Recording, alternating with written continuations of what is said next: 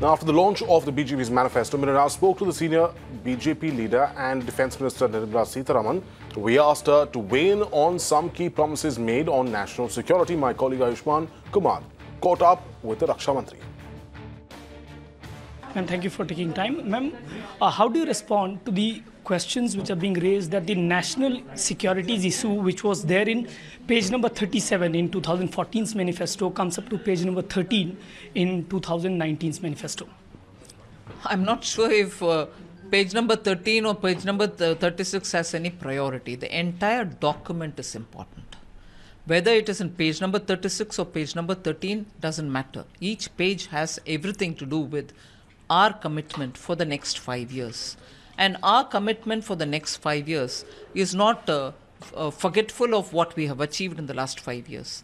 So, as is rightly said, everything that is in the manifesto is clearly either under the box of national security or under the box of Sushasan or under the box of Antyodaya. So, it even as you put under the three, very clearly taking care of the national sovereign powers of the country and the sovereignty of this country.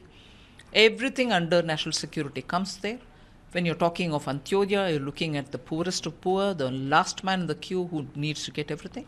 And thirdly, Sushasan is where you commit yourself for giving clean governance, transparent governance. So every page has matters either for this box or the other box, all equally our commitment. You have talked about the resettlement plans for the soldiers who are going to retire. Can you put light on it?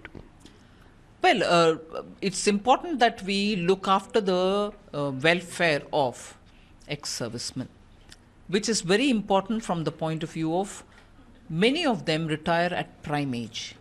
Some of them, of course, retire when they reach their 60th year. But for those who retire well in age, many years are before them where they can be usefully, productively engaged. Their skills can be utilized for any other activity, equally providing them with income and welfare.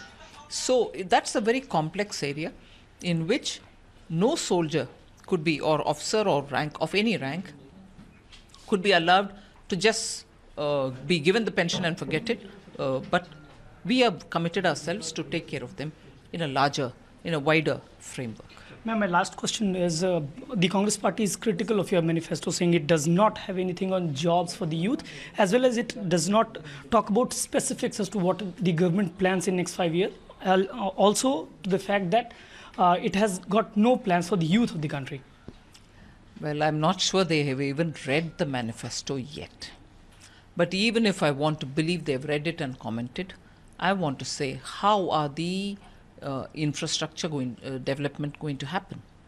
We are committing ourselves to doubling the number of airports, doubling the number of national highways, the lengths, looking at increasing the capital investment in our economy. Are these investments, are these commitment on improving the scale of work going to be without any jobs? Is that not naturally a corollary of the promises there? So I think I want to give them the advantage that they probably have not read it, but they just want to comment.